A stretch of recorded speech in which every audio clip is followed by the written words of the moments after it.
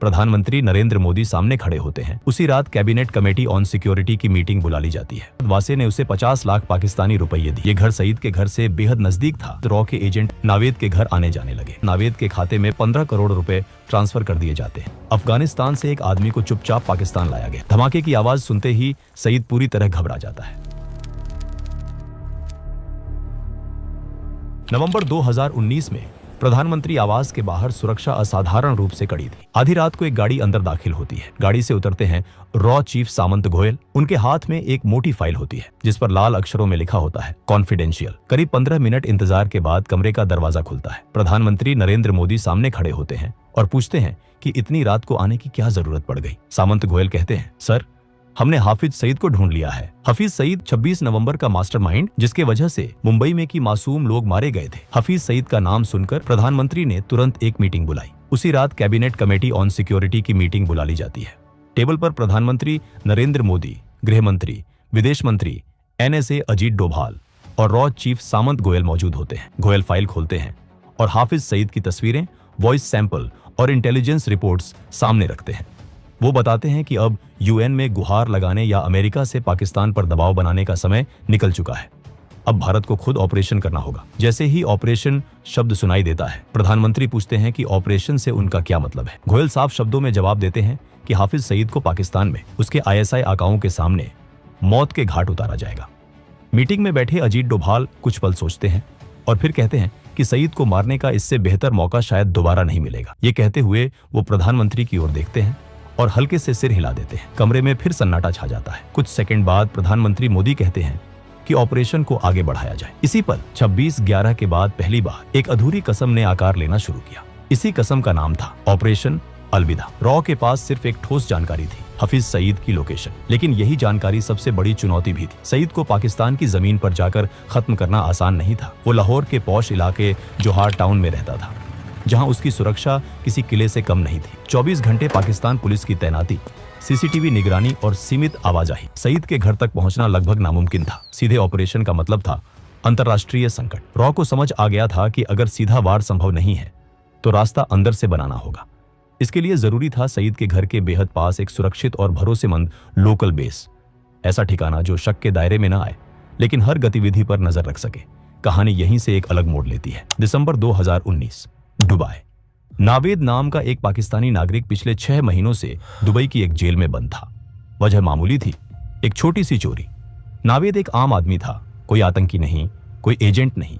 एक दिन अचानक जेल के दरवाजे खुले। नावेद को बेल मिल गई थी। बेल कराने वाला आदमी था वासे। जेल से बाहर निकलते ही नावेद ने हैरानी में पूछा कि उसने उसकी मदद क्यों की। वासे ने कहा, मुझे तुम्हारी जरूरत है।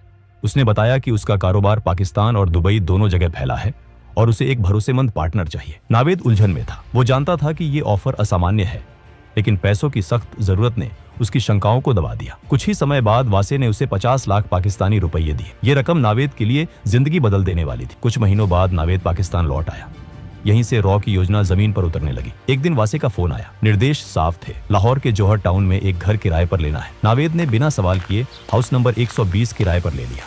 ये घर सईद के घर से बेहद नजदीक था, इतनी नजदीक कि वहां से उसकी गतिविधियों पर नजर रखना संभव हो सके। नावेद को यह नहीं बताया गया था कि वासे असल में कौन है। सच्चाई ये थी कि वासे रॉ का एजेंट था। जो बेस रॉ महीनों से ढूंढ रही थी वो अब नावेद के घर के रूप में मिल चुका था। इसके बाद रॉ के एजेंट अलग अलग समय पर नावेद के घर आने जाने लगे, कभी कुछ दिनों के लिए, कभी कुछ हफ्तों के लिए। नावेद ने कभी सवाल नहीं किए, वो वही करता रहा जो वासे कहता था। अगले 6 महीनों में रॉ के एजेंट्स ने हफीज सईद की हर गतिविधि को बेहद बारीकी से ट्रैक किया। उसके घर के बाहर क्या हो रहा है, घर के अंदर कौन आ जा रहा है, किस समय कौन सी हलचल होती है, ये सारी जानकारी मिनट दर मिनट दर्ज की जाती रही। जौहर टाउन में बना वो गुप्त ठिकाना अब पूरी तरह काम करने लगा था। ये सारी इंटेलिजेंस लगातार भारत भेजी जा रही थी। दिल्ली में बैठे रॉ चीफ सामंत गोयल हर अपडेट पर नजर रखे हुए थे। ऑपरेशन अब अपने आखिरी चरण के बेहद करीब पहुंच चुका है। इस दौरान एक बात किसी के ध्यान में नहीं आई। नावेद हफ्ते में एक बार अपने परिवार से मिलने जाता था। ये उसकी सामान्य दिनचर्या का हिस्सा था, इसलिए रॉ के एजेंट्स ने इस पर ज्यादा ध्यान नहीं दी। उन्हें लगा कि ये एक आम आदमी की आम जिंदगी है। अब प्लानिंग लगभग पूरी हो चुकी थी। लोकेशन, टाइमिंग, सब कुछ तय था। बस एक आखिरी कड़ी बाकी थी। कुछ ही दिनों बाद वासे का नावेद को फोन आया। उसने नावेद को दुबई आने को कहा। वजह नहीं बताई गई। दुबई में दोनों की मुलाकात होती है। बातचीत के दौरान वासे अचानक एक गंभीर सवाल करता है। वो कहता है क्या तुम्हें नहीं लगता कि पाकिस्तान जिन आतंकियों को पनाह देता है वो गलत है? नावेद बेपरवाही से जवाब देता है, इससे हमें क्या फर्क पड़ता है, वो तो हमारे दुश्मन हिंदुस्तानियों को मारते हैं। वासे कुछ पल चुप रहता है, फिर वो कहता है, मैं एक यहूदी के लिए काम करता हूँ। 26/11 हमले में उस यहूदी ने अपना पूरा परिवार खो दिया था। अब वो तुम्हारे पड़ोसी हाफिज सईद को मारना चाहता है। ये सुनते ही नावेद हैरान रह जाता है। उसके लिए ये सब किसी फिल्मी कहानी जैसा था।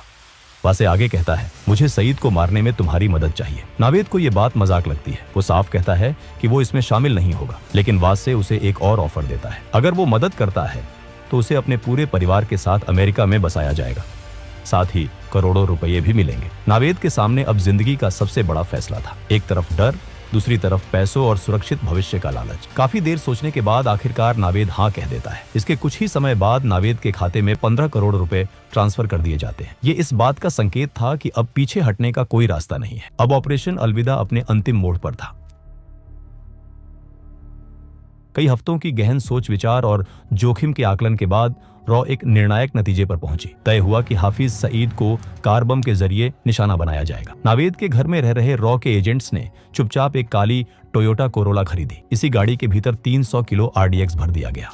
पूरा काम इतनी सफाई से किया गया कि किसी को शक तक नहीं हुआ। इस कार को नावेद के घर से कुछ दूरी पर एक अंडर कंस्ट्रक्शन बिल्डिंग में पार्क कर दिया गया। वहां न चौकीदार था न कैमरे। इस कार के बारे में नावेद को बिल्कुल पता नहीं थी। अब रॉ के सामने सबसे बड़ा सवाल था, इस कार को सईद के घर तक कौन ले जाएगा? यह ऐसा काम था जिसमें ड्राइवर का जिंदा लौटना लगभग नामुमकिन था। रॉ को एक ऐसे इंसान की जरूरत थी जो पैसों के बदले अपनी जान देने को तैयार हो। कुछ ही समय बाद अफगानिस्तान से एक आदमी को चुपचाप पाकिस्तान लाया गया। वो बेहद गरीब था, लेकिन एक बात साफ थी, वो मरने से नहीं डरता था। उसे भरोसा दिलाया गया कि ऑपरेशन के बाद उसके परिवार को बड़ी रकम दी जाएगी। अब नावेद के घर में कुल 4 लोग थे, 3 रॉ एजेंट और 1 अफगानिस्तानी। नावेद ने कभी नहीं पूछा कि ये लोग कौन हैं, कहां से आते हैं और क्या करते हैं।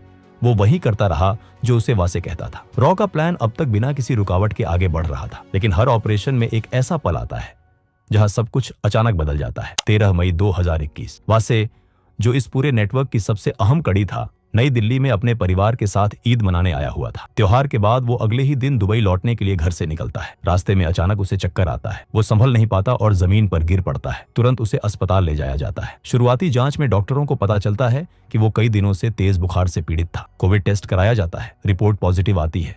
हालत तेजी से बिगड़ती है और वासे को ICU में शिफ्ट कर दिया जाता है। अगले 2 दिन वो जिंदगी और मौत के बीच जूझता रहता है। आखिरकार रॉ का ये जाबाज और बेहद अहम एजेंट दुनिया को हमेशा के लिए अलविदा कह देता है। जैसे ही ये खबर रॉ हेडक्वार्टर्स पहुंचती है, वहां भूचाल आ जाता है। वैसे सिर्फ एक एजेंट नहीं था, वही नावेद को संभालता था। उसकी मौत का मतलब था कि पूरा ऑपरेशन फेल। वही दूसरी तरफ नावेद की आदत थी कि वो हफ्ते में एक बार अपने परिवार से मिलने लाहौर से बाहर निकलता था। लेकिन इस बार कहानी कुछ और ही थी। इस बार नावेद की गाड़ी सीधे एक हाई रैंकिंग ISI ऑफिसर के घर पर जाकर रुकी। असल सच्चाई ये थी कि नावेद कभी पूरी तरह ईमानदार नहीं था। वो शुरू से ही वासे पर शक करता आ रहा था। शुरुआत में ये शक हल्का था, लेकिन जैसे जैसे वक्त बीतता गया, ये शक गहराता चला गया। और जिस दिन वासे ने उसके सामने हफीज सईद को मारने की बात कही, उसी दिन नावेद का शक यकीन में बदल गया। नावेद समझ चुका था कि वो किसी बेहद खतरनाक खेल का हिस्सा बन चुका है। इसी जानकारी को वो चुपचाप पाकिस्तानी एजेंसियों तक पहुंचा देता है। ये खबर बेहद सेंसिटिव थी और इसके असर तुरंत दिखने लगे। रॉ तक जैसे ही ये इनपुट पहुंचता है, हालात पल भर में बदल जाते हैं। एजेंसी बिना एक पल गवाए आदेश देती है कि जौहर टाउन वाले घर से सभी एजेंट्स को तुरंत निकाल लिया जाए। कुछ ही घंटों में वो घर खाली कर दिया जाता है। इसके बाद ISI के लोग उस इलाके की छानबीन करती है, लेकिन उनके हाथ कोई ठोस सबूत नहीं लगता। अब रॉ के सामने सबसे बड़ी दुविधा खड़ी हो जाती है। महीनों की मेहनत, रिस्क और तैयारी, सब कुछ दांव पर लगा था। सवाल सिर्फ एक था, क्या ऑपरेशन को आगे बढ़ाया जाए या यहीं रोक दिया जाए। इस गंभीर मुद्दे पर एक बार फिर रॉ की एक अहम मीटिंग होती है। मीटिंग में देश के प्रधानमंत्री नरेंद्र मोदी भी मौजूद होते हैं। आखिरकार फैसला लिया जाता है, ऑपरेशन जारी रहेगा। अब कहानी अपने अंतिम अध्याय में दाखिल होती है। जून 2021, लाहौर, सुबह के ठीक 11 बजे। रॉ के एजेंट्स अफगान युवक को पूरी सावधानी से ISI की नजर से बचाते हुए उस अंडर कंस्ट्रक्शन बिल्डिंग तक लाते हैं। यही वो जगह थी जहां पहले से विस्फोटकों से भरी काली कोरोला गाड़ी खड़ी थी। युवक को एक बार फिर पूरा प्लान विस्तार से समझाया जाता है। कहाँ जाना है, कितनी दूरी है और क्या करना है, सब कुछ। युवक शांत था, उसे पता था कि वो वापस नहीं लौटेगा। कुछ देर बाद काले रंग की कोरोला गाड़ी आगे बढ़ती है। गाड़ी के अंदर 300 किलो विस्फोटक भरा होता है। कार तेज रफ्तार में सड़क पर दौड़ने लगती है और हाफिज सईद के घर के पास पहुंचती है। सईद के घर से कुछ ही दूरी पहले एक चेक पोस्ट बना हुआ था। वहां खड़े पुलिसकर्मी रोज की तरह ड्यूटी पर थे। अचानक उनकी नजर एक तेज रफ्तार से आती काली कार पर पड़ती है। गाड़ी की रफ्तार सामान्य नहीं थी। पुलिसकर्मी तुरंत हाथ उठाकर गाड़ी को रोकने का इशारा करते हैं, लेकिन इससे पहले कि वो कुछ समझ पाते